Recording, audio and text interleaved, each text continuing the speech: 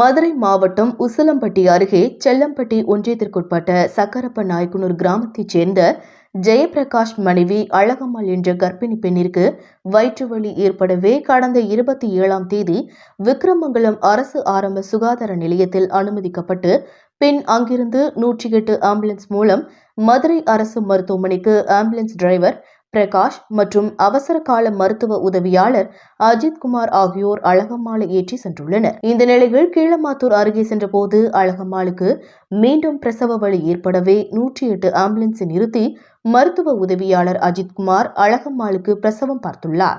இந்த பிரசவத்தில் அழகம்மாளுக்கு அழகான ஆண் குழந்தை பிறந்தது. அதனைத் தொடர்ந்து தாயையும் சேயையும் மீண்டும் விக்கிரமங்கலம் அரசு ஆரம்ப சுகாதார நிலையத்தில் பத்திரமாக மருத்துவமனையில் சேர்த்தனர். இதனைத் தொடர்ந்து அஜித்குமாரின் சொந்த ஊரான சின்னகுரவக்குடியில் இந்த நிகழ்ச்சி சம்பவத்தை பாராட்டும் விதத்தில் அவசர கால மருத்துவ உதவியாளர் அஜித்குமாருக்கு சின்னகுரவக்குடி கிராம ஊர் பொதுமக்கள் இளைஞர்கள் ஒன்றிணைந்து ஊர் மந்தையில் பாராட்டு விழா ஏற்பாடு செய்து அஜித்குமாருக்கு சால்வை அணிவித்து இனிப்புகள் வழங்கியும் வாழ்த்து தெரிவித்தனர்.